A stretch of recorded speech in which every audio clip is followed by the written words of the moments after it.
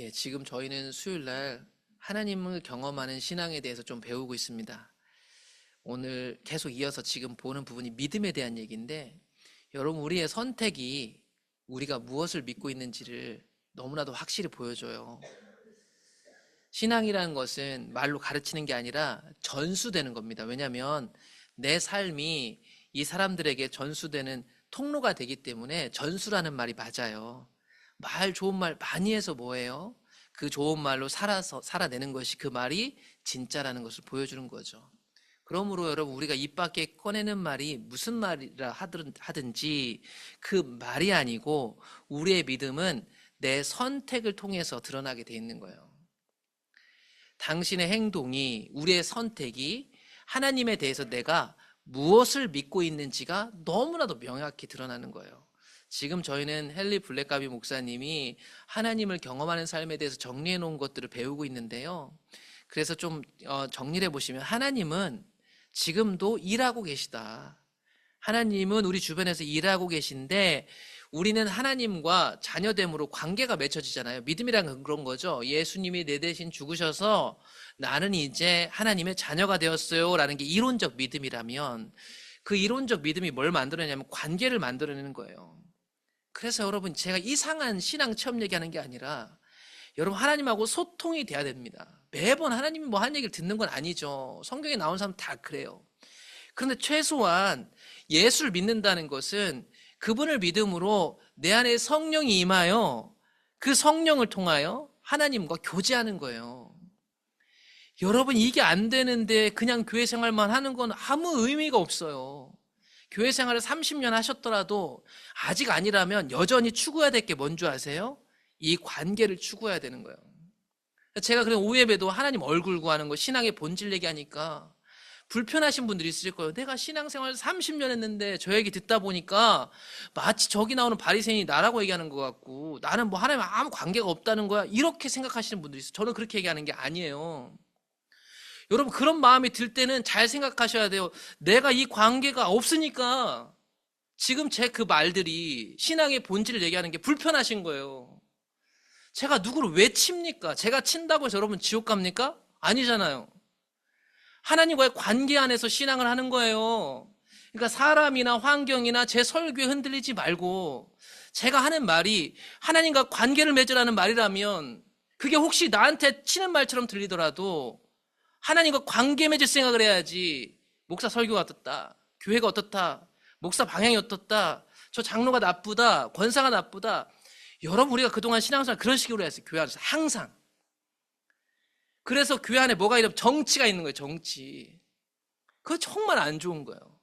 하나님은 일하고 계시고 하나님과 관계를 맺다 보면 하나님이 하시는 일이 보여요.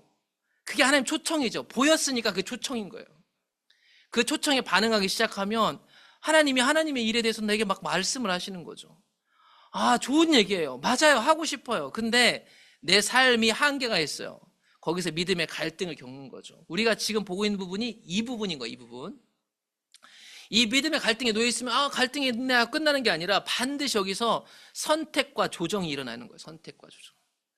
이걸 뛰어넘어서 선택하는 거죠. 그래서 하나님의 일에 내가 순종하는 거죠. 그것을 통해서 하나님의 일을 경험하는 거예요. 여러분, 이게 신앙입니다. 교회 생활이 신앙이 아니에요.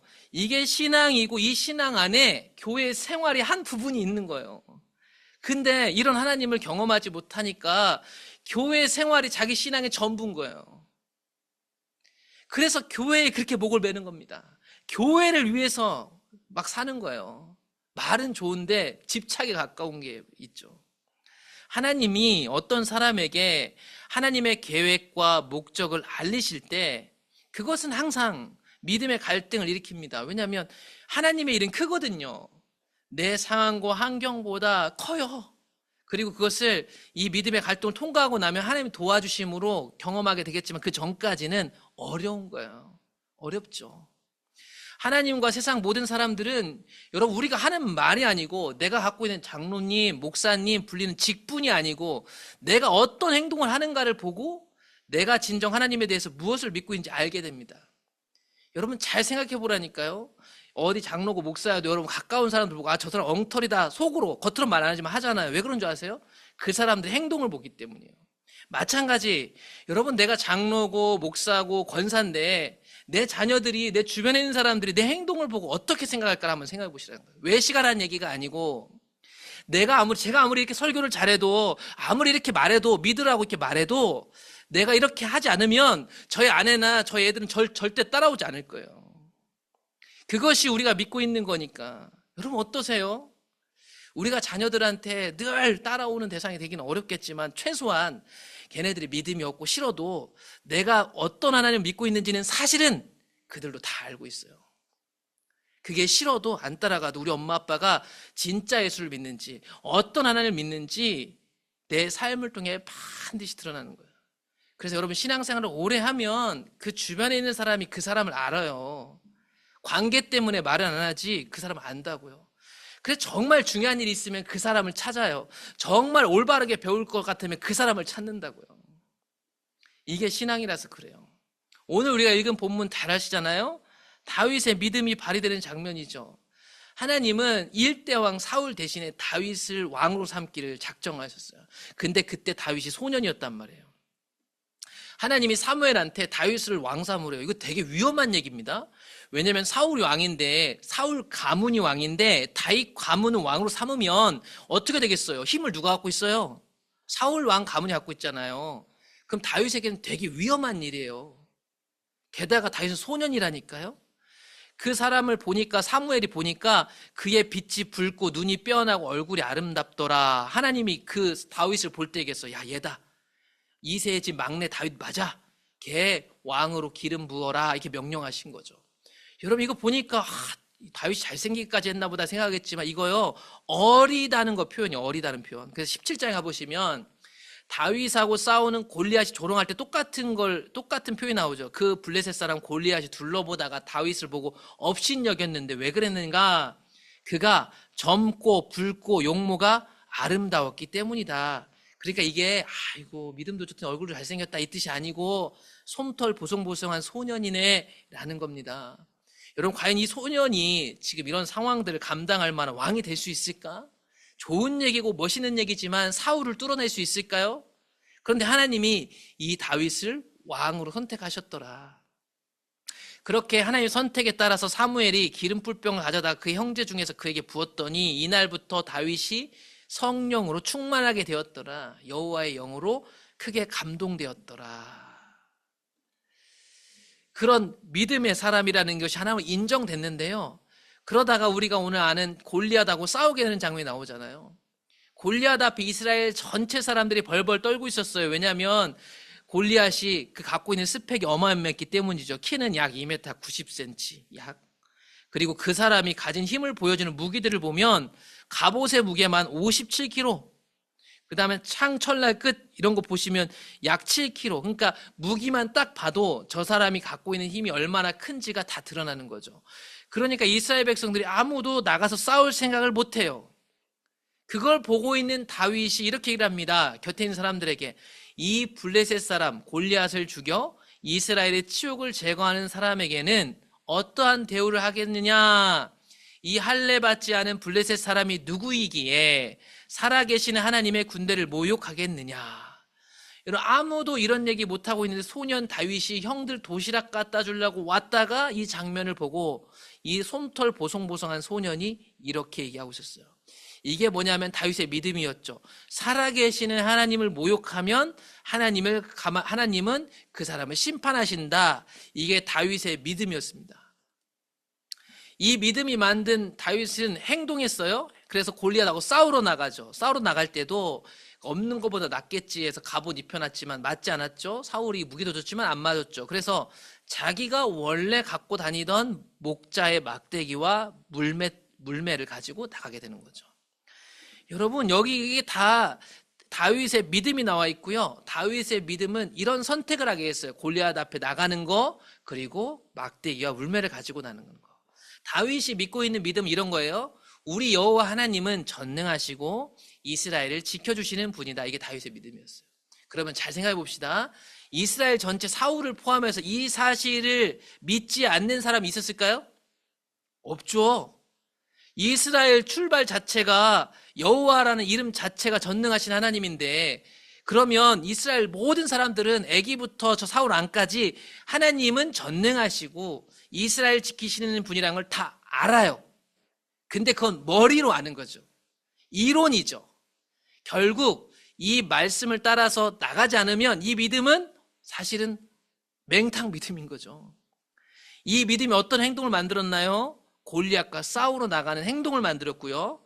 자기의 물매와 막대기를 가지고 나간 행동으로 나타나는 거예요.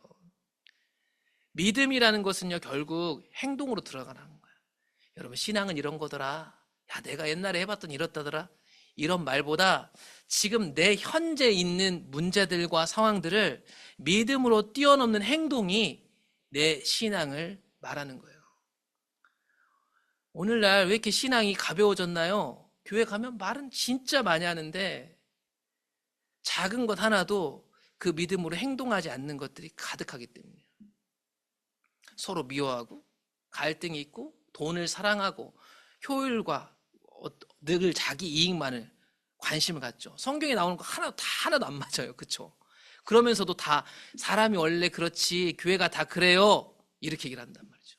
야, 믿음 생활 해보면 그렇게 돼. 나도 젊었을 땐 안 그랬어. 나도 기도해서 은혜 받았을 때 안 그랬어. 이런 말들이 가득한 거예요. 그 현재에서는 믿음으로 만든 행동이 하나도 없는 거죠. 처음에는 은혜로 듣습니다. 그런데 알면 알수록 가까워지는데 저 사람이 하는 말, 행동, 선택, 그 사람의 믿음이 드러나는 거죠. 그래서 위선적이게 느끼는 거예요. 다윗의 행동은요, 그 다윗이 하나님에 대해서 무엇을 믿고 있는지가 드러났어요. 행동이. 그렇다면 여러분 또 한 3일을 사셨고 교회 생활도 하고 가정 생활도 하고 또 어떤 선택들을 하셨을 텐데, 여러분들 어떤 행동으로, 어떤 선택으로 여러분의 믿음을 보셨나요? 완벽하라는 얘기가 아니고 이 과정이 있어야 주님을 찾을 거 아닙니까? 주님을 붙들고 믿음 달라고도 할 것이고 용기를 달라고 해서 이 믿음에 합당한 행동을 할 거 아닙니까? 골리앗 무섭지만 하나님, 제가 믿고 있는 믿음이 이건데 골리앗 앞에 나갈 수 있는 용기를 주세요라고 기도할 수 있을 거 아니에요. 나머지 이스라엘 백성처럼 그냥 어차피 우리는 골리앗한테 가면 못 싸운다 숨어 있는 것보다 이 사실들을 앞에 서서 하나님 앞에 믿음 달라고 하는 게 더 좋은 거 아니겠어요?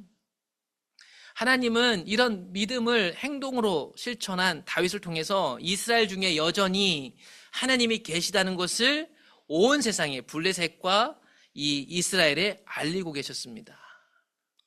우리가 잘 아는 아브라함의 아내 사례 마찬가지 사례도 등장하는데, 오늘 사례를 보시면 이 사람은 다윗과 대조되게 믿음의 사람이 아니고 불신앙의 대표로 보이는 몇 가지 일들을 행한 적이 있었어요. 물론 나중에는 그렇지 않았지만 창세기 15장에 보시면 이들이 이제 하나님 약속을 따라가지고 이 사람들이 자기 고향 친척 아버지 집을 떠나온 거 아닙니까?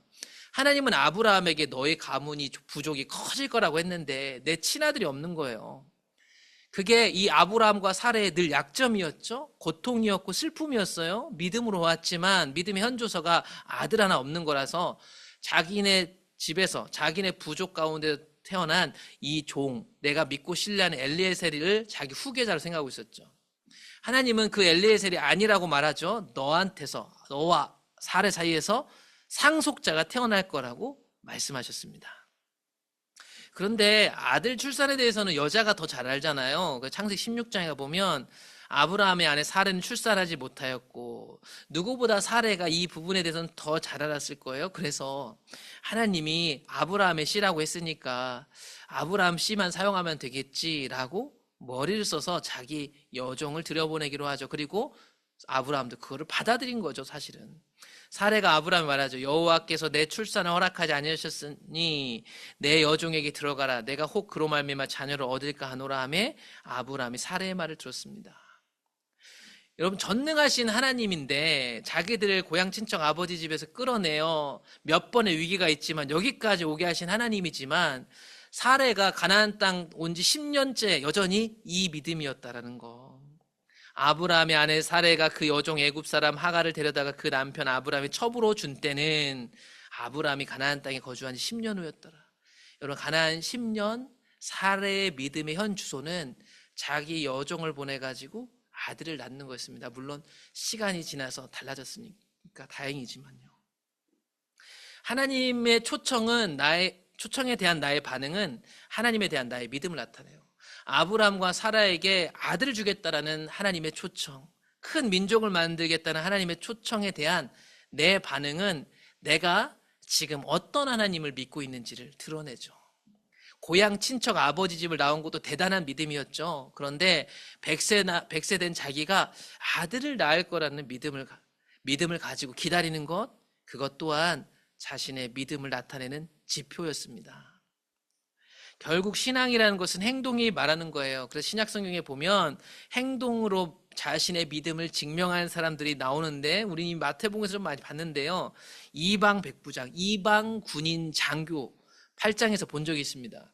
예수께서 가버나움에 들어가시니까 로마에서 파병 온 한 백부장이 나와 간구하죠. 내 하인이 중풍병으로 집에 누워 몹시 괴롭습니다. 예수님이 자기를 찾아온 이방 백부장을 보고 고쳐주겠다라고 이 사람을 기특하게 여기게 되죠. 이게 참 이상한 거예요. 왜냐하면 이 이스라엘 사람들, 유대인들 관리하려고 로마로부터 파병한 사람이잖아요. 관계가 엄청 좋을 리가 없어요. 왜냐하면 또 유대인들이 로마 사람에 대해서 안 좋게 생각하고 이방인을 대하는 태도가 그러니까요. 그런데 이 이방인이 그런 불편한 관계인데 유대인 예수에게 왔다. 그 소문도 그분 앞에 그 질서에 엎드린다. 이거 보통 믿음이 아닌 거죠. 그러니까 이 사람이 믿고 온 건 뭐냐면 예수라는 사람한테 가면 내 문제가 해결될 거라는 믿음을 갖고 있었죠. 그래서 그 예수님을 맞닥뜨리고 예수님이 고쳐주겠다고 말하니 이 사람 얘기합니다. 오실 필요 없어요. 당신께서 고쳐주기로 하셨다면 말만 해도 나을 거라는 믿음을 보여주게 된 거죠. 여러분, 이 믿음은 말이 아니었죠. 안 오셔도 됩니다.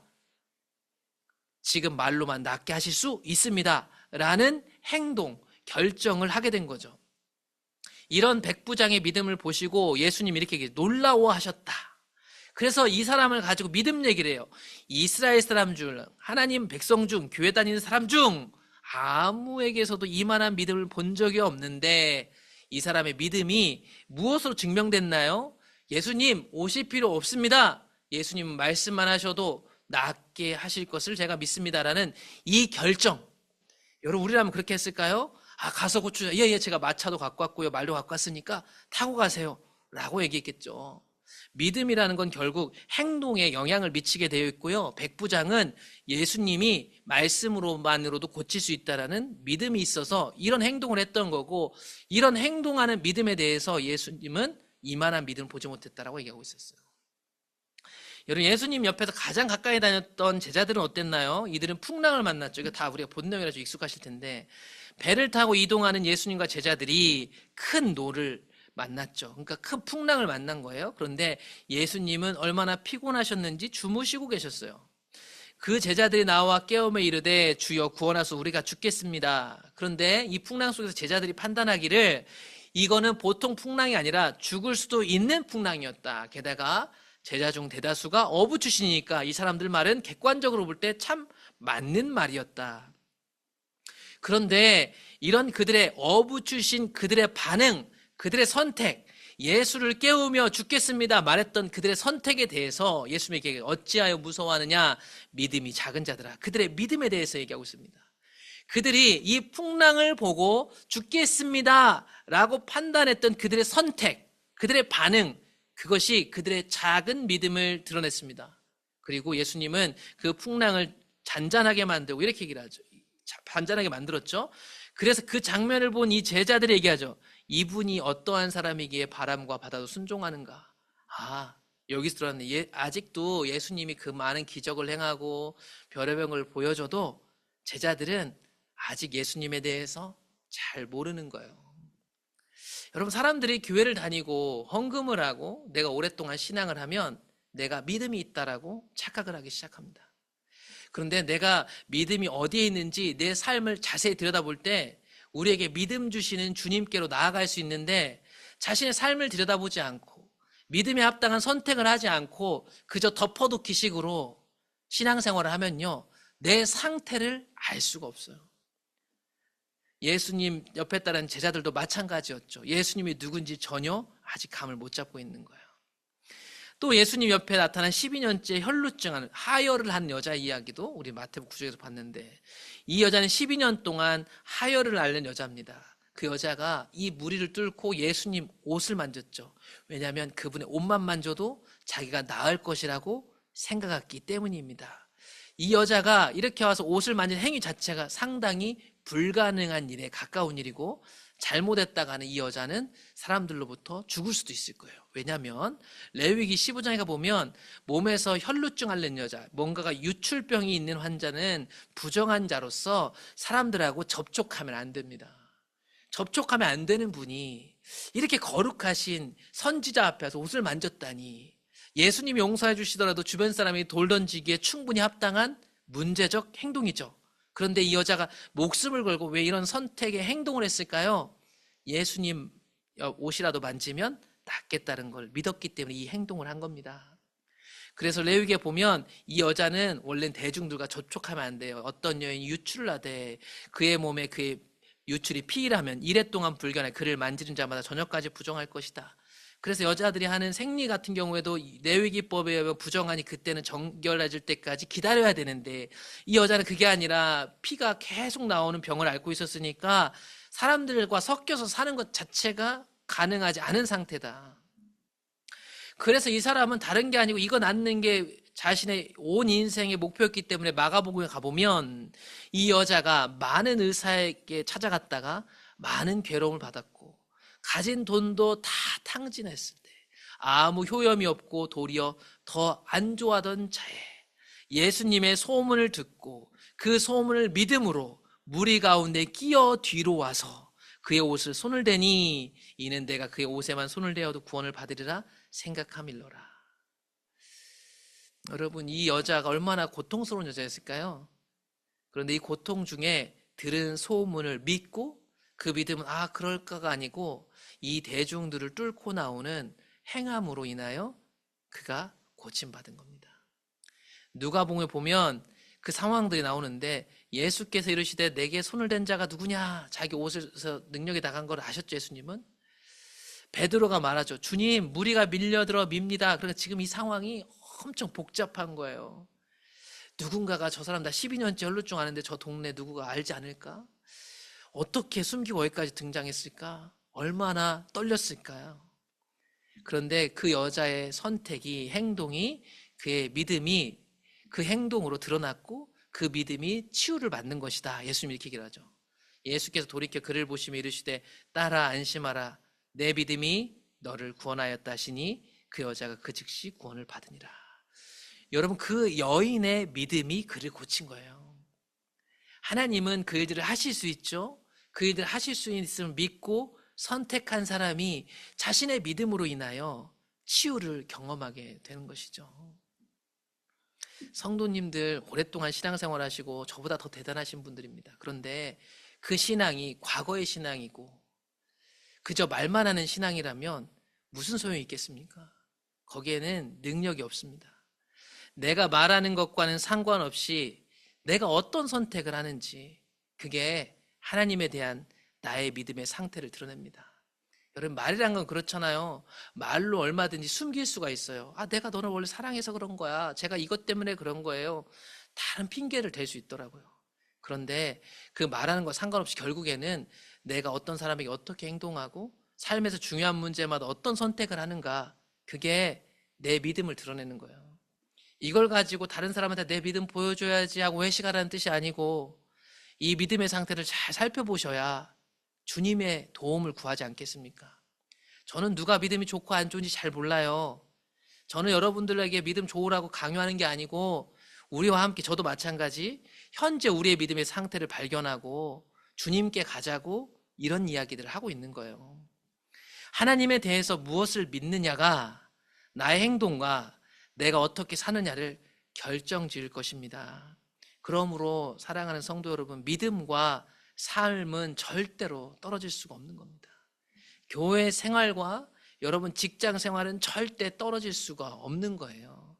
신앙 생활과 내 삶 전체는 절대로 떨어질 수가 없는 겁니다. 그러니까 관계에서 드러나는 내 마음, 모든 삶에서 일어나는 문제들은 결국에는 우리가 예수를 믿기 시작한 그때부터는 내 믿음을 드러내는 지표들이 되니까 그걸 가리고 덮고 다른 사람한테 설명하려 할 것이 아니고 주님 앞에 놔두고 그 앞에 엎드려 은혜를 구하신다면, 내 믿음 없음을 긍휼히 여겨달라고 한다면 우리를 불쌍히 여겨주시는 주님을 반드시 경험하게 되실 것입니다.